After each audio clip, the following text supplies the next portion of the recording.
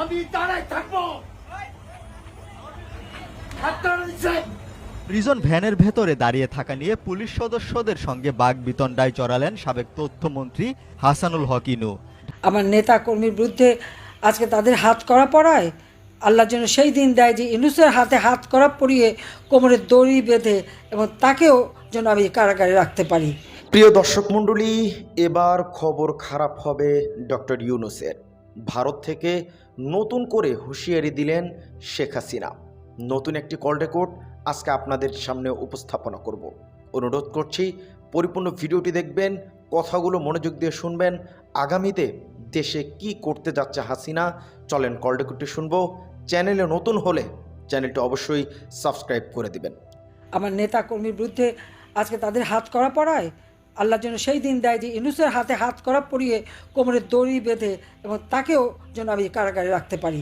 সেই সুযোগটার জন্য আল্লাহ আমাকে দেয়, আমি শুধু সেই দোয়া করি, আপনাদের কাছে দোয়া চাই, ইনশাল্লাহ করব। বিদ্রোহ তার তদন্ত কমিশনের চেয়ারম্যান। বাংলাদেশে খেলার আর সীমা নেই। আর ইনুস একটা কে সেটা আমি জানি, যদিও তার ওই মিটিমিটি কথায় আমিও ভুলেছিলাম। ভেবেছিলাম লোকটা ৬,০০০ টাকা বেতনে গ্রামীণ ব্যাংকের এমডি পদে চাকরি পেয়েছে, যে গরিবের জন্য কল্যাণ করতে চায়। কাজে গ্রামীণ ব্যাংকে ৪০০ কোটি টাকা, তাকে মোবাইল ফোনের ব্যবসা সবই দেওয়া হয়েছিল। এমনকি ওয়াশিংটনে ক্ষুদ্র ঋণ নিরূপণ সম্মেলন আমাকে এসে হাত পা ধরলো যাওয়ার জন্য, আমি গেলাম।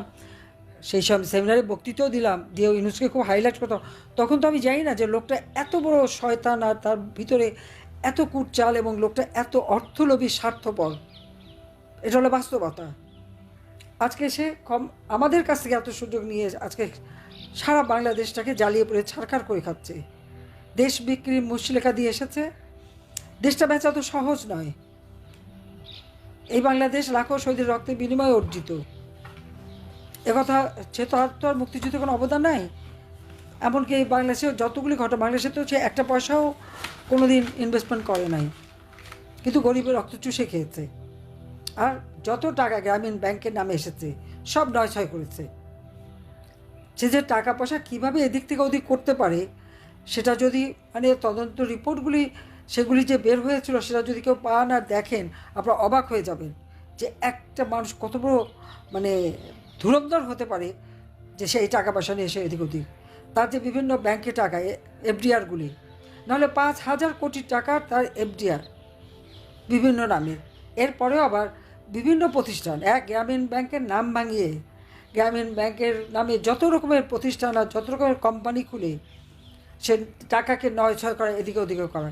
এরকম একটা টাকা যখন আমাদের হাতে নাতে ধরা পড়লো যে ৬ কোটি টাকার একটা চেক একটা ব্যাংকে থেকে আরেকটা ব্যাংকে নেওয়া, সেখান থেকে আবার আরেকটা চেক পাঠালো, সেই চেকে কে পাবে তার নাম লেখা নাই, মাথার উপরে শুধু একটা অ্যাকাউন্ট নাম্বার। বাংলাদেশ ব্যাংকের বিএফআইও যখন এটার উপরে তদন্ত করতে যে দেখলো সে টাকা ইউনুসের পার্সোনাল মানে অ্যাকাউন্টে ঢুকে গেছে। এই পার্সোনাল অ্যাকাউন্টে ঢুকে ওইটা তদন্ত করতে যে দেখে, তখন ইউনুস ফাউন্ডেশনে সে টাকা ফিক্সড ডিপোজিট হয়ে গেছে। অর্থাৎ কীভাবে এই লোকটা টাকাকে নয়ছয় করতে পারে সেটাই আপনারা একবার ভেবে দেখেন। এই ফান্ড, ওই ফান্ড, মিউচুয়াল ফান্ড, অমুক ফান্ড, ট্রাস্ট ফান্ড, কল্যাণ ফান্ড, বিভিন্ন ফান্ডের নামে নামে এই টাকাগুলি সে সরিয়েছে। গ্রামীণ ব্যাংকের টাকা গ্রামীণ ব্যাংকে থাকবে। এখন গ্রামীণ ব্যাংকের কল্যাণ ফান্ড মানে সেখানে টাকা আসা মানে ওটা একমাত্র ইউনুস ছাড়া কেউ অপারেট করতে পারবে না। আর এখন তার কাছ থেকে আবার মানে দুর্নীতির, আমাদের আওয়ামী লীগের নেতাকর্মীর বিরুদ্ধে দুর্নীতির মামলা, হত্যার মামলা, নানা ধরনের মামলা দিচ্ছে। এবং আমাদের কিছু আতেল আছে, তারা কি এসব কিছু জানে, খোঁজ নিয়েছে কখনো? হ্যাঁ, দেখলাম একজন বলল, দেবপ্রিয় থেকে শুরু করে অনেক বলছে কি আওয়ামী লীগ নাকি সম্পদের হিসাব দেয় না। কথাটা ঠিক হতো না? আমরা যারা নির্বাচন করি প্রত্যেক নির্বাচনের আগে আমাদেরকে আমাদের সম্পদের হিসাব বিবরণী দিতে হয়। অর্থাৎ আমরা কিন্তু একটা সময় প্রতি বছরই আমাদের ট্যাক্স পেমেন্ট, ট্যাক্স ক্লিয়ার থাকতে হবে। আওয়ামী লীগ পার্টি হিসেবে আমাদের মানে সম্পূর্ণ টাকার হিসাব আমরা কিন্তু সেটা করে প্রতি বছর দিয়ে থাকি। আমরা খুব নিয়মিতভাবে এগুলি পালন করি। এমনকি বঙ্গবন্ধু মেমোরিয়াল ট্রাস্ট থেকে শুরু করে যতগুলি ট্রাস্ট ফান্ড আছে সব ঠিকমতো আমরা দিই। ইউনুসকে একটা টাকাও ট্যাক্স দেয়? এবং এই যে তারা এত এত কোম্পানি, ৩৮টা কোম্পানি ট্যাক্স ফাঁকি দেওয়ার মামলা তার বিরুদ্ধে, ব্যক্তিগতভাবে টাকা যে চুরি করেছে সে তার ট্যাক্স ফাঁকি দিয়েছে সেই মামলাও ছিল। শ্রমিকদের রক্ত আত্মসাৎ করে সে যে টাকাগুলি বানিয়েছে, শ্রমিকদের করা মামলায় দণ্ডিত আসামি হচ্ছে ডক্টর মোহাম্মদ ইউনূস। শ্রমিক গরিব মানুষ তাদের টাকা যে মেরে খেতে পারে, তা সে কতটা লোভী আপনারা চিন্তা করে দেখেন। আমি সবাইকে একটা কথাই বলবো যে এই যে হামলা মামলা দিয়ে ভয় ভীতি দিয়ে তারা আওয়ামী লীগকে ঘরে ঢুকাতে চায়। হ্যাঁ, একটা পর্যায়ে সেরকম ছিল, কারণ তাদের হাতে অবৈধ অস্ত্র। তারা তো সেনাবাহিনীকেও চ্যালেঞ্জ করেছে। আর আমাদের সেনাবাহিনী যারা চ্যালেঞ্জ করে তাদেরকে নাকি সন্তানের মতো দেখে। তো এই সন্তানরা যে কী জিনিস, যারা একজনের মাকে মারতে পারে, বাপকে মারতে পারে, 80 বছরের বৃদ্ধ বাবার গালে চড় মারতে পারে, এরা যে কী জিনিস সেটা আমাদের ওয়াকা সাহেব টের পাবে ভবিষ্যতে টের পাবে। সন্তানের স্নেহ দিয়ে দেখে যখন চড় খাবে তখন সিধা হবে। আমরা কখনো কারোর মুখোমুখি হইনি, দেশ বেচা মুচলেখা দিয়ে আসেনি। কাজে আওয়ামী লীগের প্রত্যেকটা নেতাকর্মীকে আমি বলবো, যার যার এলাকায় সকলে ঐক্যবদ্ধ হতে হবে।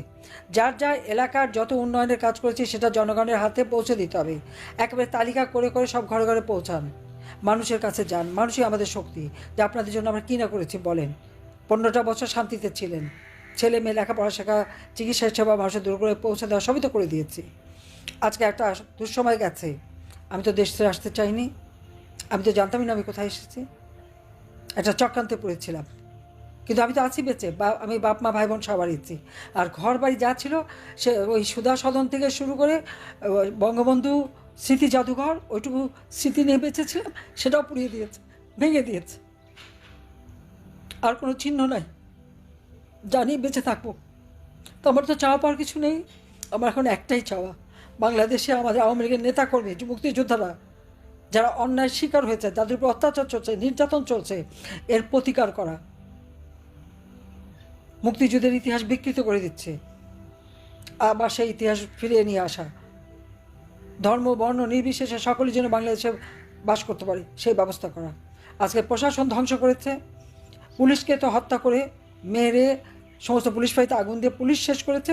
এখন সেনাবাহিনীর অফিসারদের বিরুদ্ধে মামলা দিয়ে তাদেরকে হয়রানি করে স্বাধীনতার সার্বভৌমত্ব রক্ষাকারী যে তাদেরকেও ধ্বংস করে বাংলাদেশের স্বাধীনতার সার্বভৌমত্বকে নষ্ট করার জন্য এই ইউনূস আজকে উঠে পড়ে লেগেছে। এর হাত থেকে দেশকে রক্ষা করতে হবে। তাই যার যা আছে তাই নিয়ে সবাইকে ঐক্যবদ্ধ হতে হবে। ঐক্যবদ্ধ আওয়ামী লীগের কাছে এই সমস্ত অশুভ শক্তি পরাজিত হতে বাধ্য।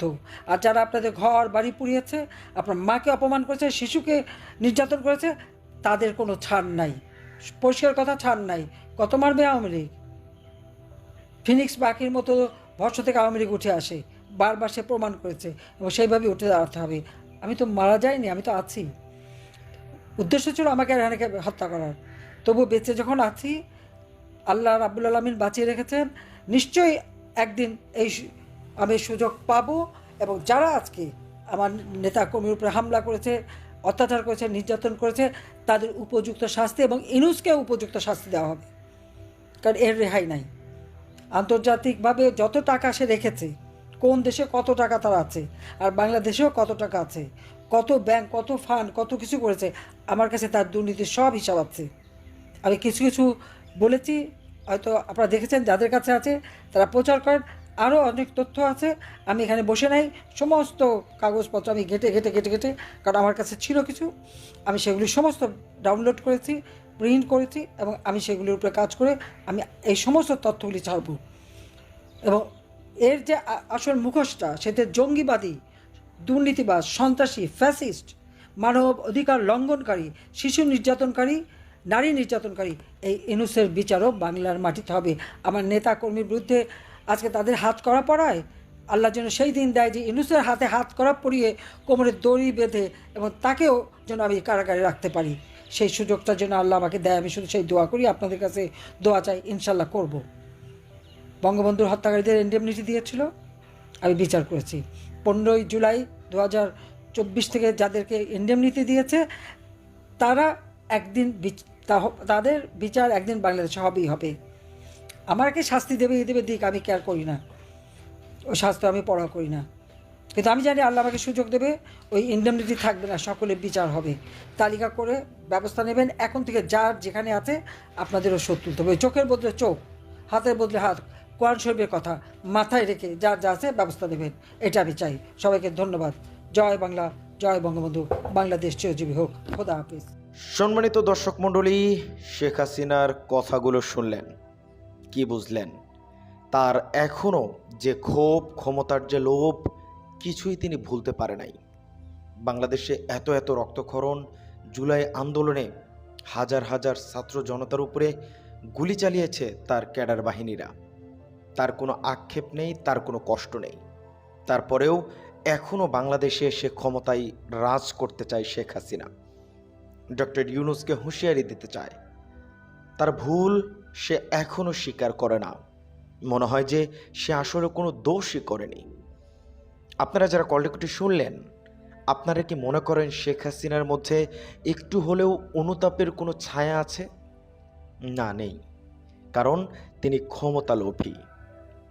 একের পর এক ভারত থেকে হুঁশিয়ারি দিয়ে যাচ্ছেন দেশকে অস্থিতিশীল করার জন্য যা যা করা দরকার শেখ হাসিনা সবগুলি করছেন। এস আলম গ্রুপের থেকে টাকা নিয়ে বাংলাদেশে একটা অরাজকতা চালানোর যে প্রয়াস শেখ হাসিনা করছেন নভেম্বর ডিসেম্বরে, তারই ঝলক আমরা দেখতে পাচ্ছি তার কল রেকর্ড থেকে।